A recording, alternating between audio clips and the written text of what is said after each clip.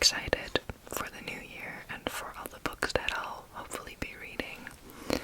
I'm also excited for my final book video. If you follow me on Instagram, you'll know what it will be because I gave the Instagram followers a big fat spoiler. But yeah, I'm just really excited about that. I'm mentally already there. But it's time to talk about the books of November. I was in the slumpest of slumps, reading-wise. I talked about this in my October wrap-up, but there was no book that was speaking to me.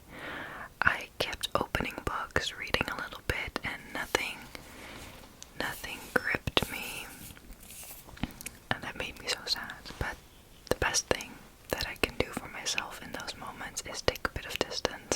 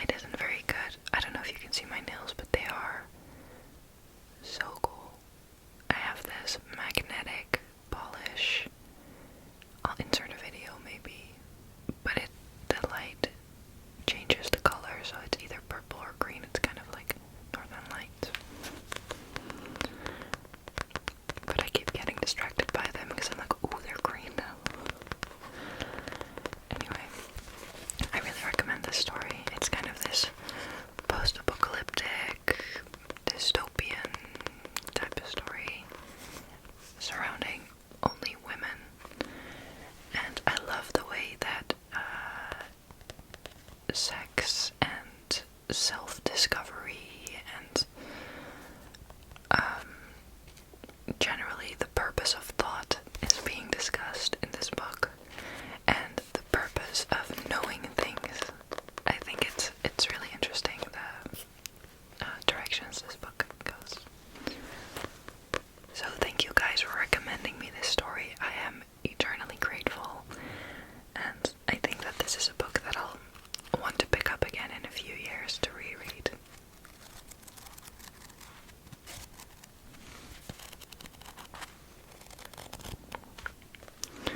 So that was my book reviews video. Thank you for watching. No, okay, so I also DNF'd a book this month and I read it on my Kindle. And I just made a little oopsie with this one. It was a while ago there was this day on Kindle where you could get a bunch of books for free, like romance stories, so I just downloaded a bunch of them that I thought sounded funny or cute. And I downloaded this one, which is called Jealousy is a Witch. Jealousy is a Witch. A witch. There's this song by, I don't know the artist's name, but it's WITCH, and she's a woman in total control of herself. I like that song. But every time I see this in the big letters, I'm like, woman in total control of herself. But this is by Louisa West, and this is apparently the second book in the series. So when it started out, I was like, well, we're diving into it pretty quickly, aren't we? Like, there's not much of a character introduction, and world building happened very quickly. So I was like, kind of weird, did I miss 20 pages or something?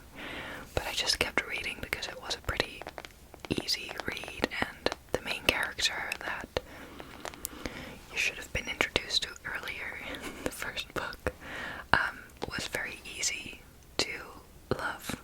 Is very easy to love. The first book is Midlife in Mosswood. But the main character, I think her name is Rosie. It's been a few weeks now. She lives with her daughter in a cabin, like in a small house, and there's this guy, and he knows that she's a witch, and he's, I think, also a witch, but it was very vague because I had no context. And so I got further and further along in the book, and I got more confused, and I was like, this has so many plot holes, what? So I DNF'd it, and then I found out that it was the second one in a series.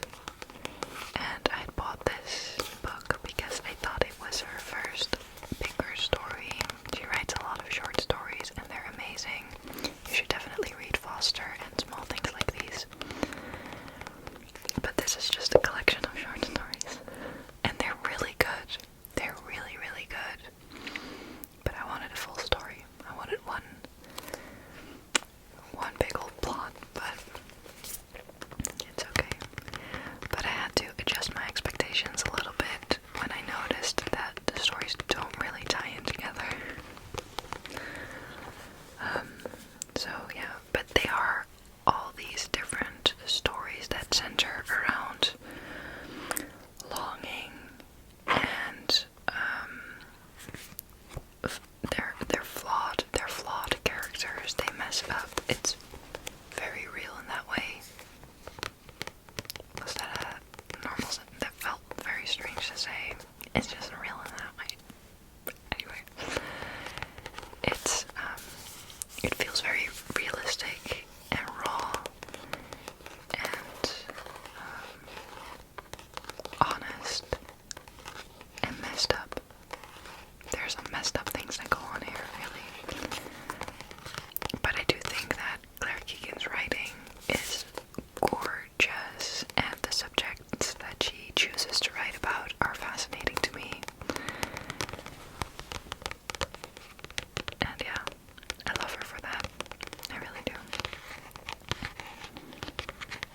So when I'm in the mood for a short story, I'll just pick this up again. They're not short in a one-page type of way. I think they're like 20 to 30 pages-ish. Maybe 15 to 20. I don't know. It differs. It's different per story. Anyway. So yeah, I can't really say much about it or give you a synopsis because it's so many different things. Yeah. One that I'm also currently reading / listening to on Audible is The Power of Now by Eckhart Tolle.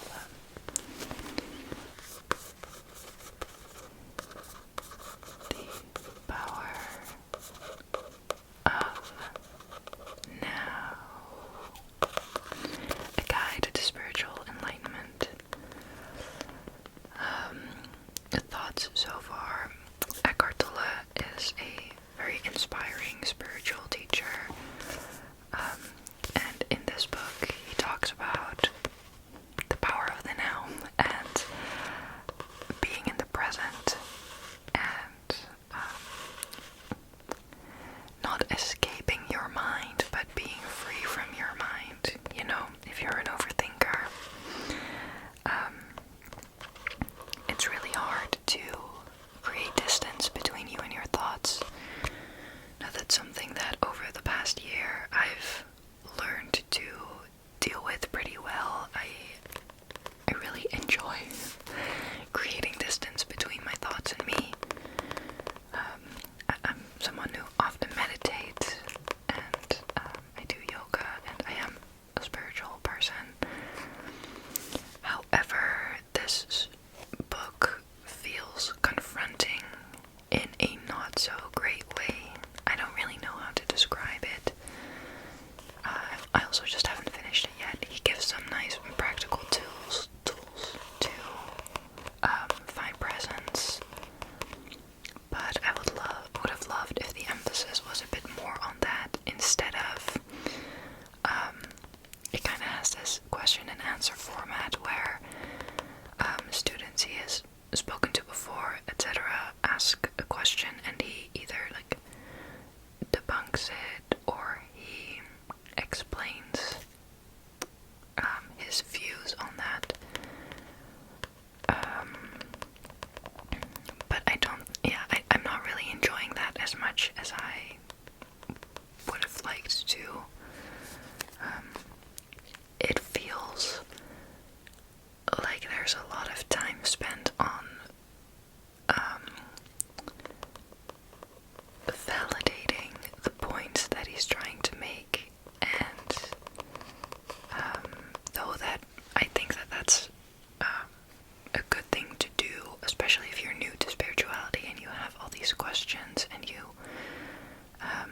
need more explanation, but because it's familiar territory, if that makes sense. I'm not like some enlightened person. I'm not. But I don't know. There's something missing in this, and I can't quite put my finger on it yet. I'll report back to you when I do actually finish it and can properly form sentences, translate my thoughts into words in English as well. But yeah, let me know your thoughts on this book. I know that some people really swear by it and it's their Bible and that type of stuff.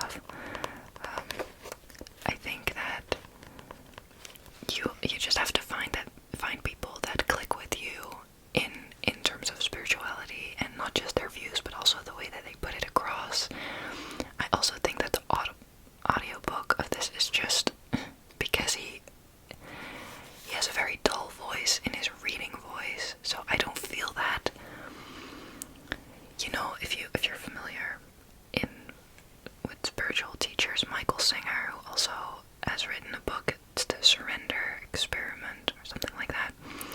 He has this very passionate voice, and how he talks, and Ram Dass as well. He has this very soothing voice, but he talks very passionately, like from the heart. And Eckhart Tolle was just reading the book out loud, which is what an audiobook does, but you can do so much with intonation, and I think that might be why he kind of lost me in the story, which is sad. But I'm enjoying the parts of what he's saying. It's just with everything, with these types of books and self-help books, you have to pick out what resonates with you and leave the rest. And sometimes I'm taking in a lot more than I am doing now. It's really, some things I take with me and some things I don't, but it's also good reminders. If you're someone who meditates a lot but struggles with keeping that up like I do, they're nice reminders. And when I'm crocheting or something, I like listening to this because it helps me to make it a more mindful experience. When I'm not listening to the book at the same time, I can just be in silence and be reminded of the book. This was all very abstract, maybe, I don't know. My current read, and I almost finished it. I have like 20 pages to go, is Alone with You in the Ether by Olivia Blake.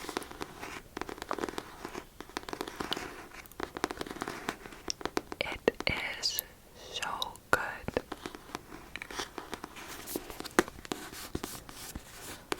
Alone with You in the Ether.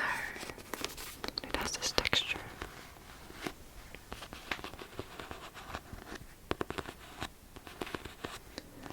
I love it when the words are textured.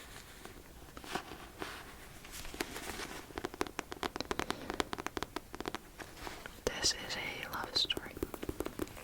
It follows Reagan and Aldo. And Aldo is a doctoral student consumed by calculations on time travel, which he uses as a distraction from destructive thoughts. Reagan is a bipolar counterfeit artist undergoing court-ordered psychotherapy. By the end of the story, these things will be true, but this is not a story about endings. For Reagan, people are predictably tedious, including and perhaps especially herself. She copes with the dreariness of existence by living impulsively, sometimes imagining a new alternate timeline springing from each rash decision. To Aldo, the world feels chaotic, so he's erected a wall of routines, a backbeat of rules. Without them, the framework of his existence would collapse. For Reagan and Aldo, life has involved resigning themselves to society's expectations. But could 6 conversations with a stranger be the variable that disrupts the entire simulation? It's I would say, an unconventional romance story. And it's very, very beautifully written. I am blown away, honestly. I also really liked the perspective that it's written in. Very interesting writing style. And it's also one of those books where I keep thinking of the characters when I'm doing other things. I do recommend not reading this too quickly. Like, I'm taking it a bit slower, and I'm really enjoying it all the more for it. So, yeah, I can't really say too much about it because I haven't finished it yet. I can tell you that I loved this part so far. And I'm a little bit anxious to see where it's gonna go. But it has these golden hexagon shapes and beads because that's a big thing for Aldo and the way that his brain works. He's a theoretical mathematician, and so he finds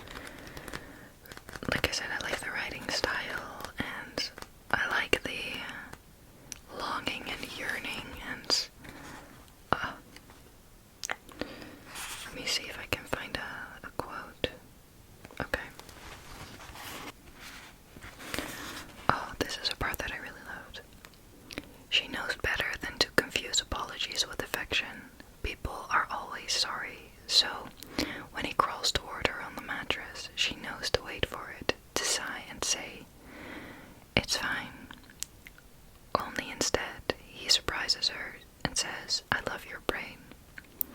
She doesn't know what to deal with first, the use of love, or the fact that it isn't what she was expecting, or the idea that anyone can possibly think fondly of her brain when she has put almost no effort into molding it.